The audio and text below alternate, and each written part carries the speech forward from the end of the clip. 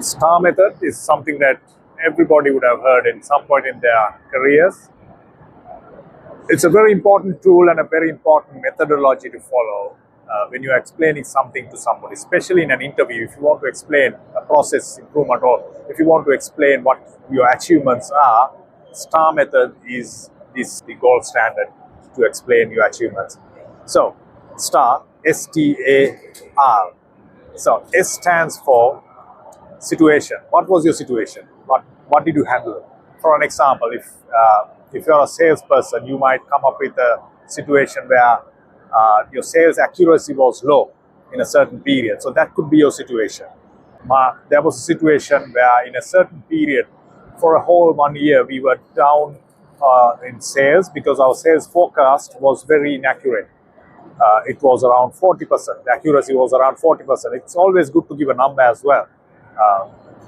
And then task. What was the task that you had to do?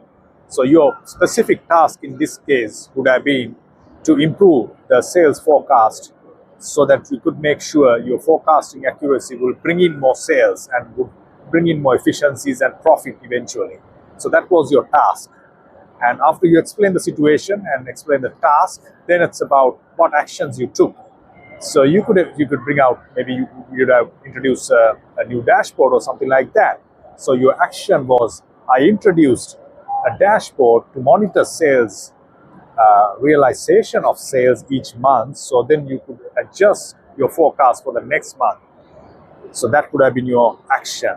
After you explain the action, very important, you give what your result was. So R stands for result.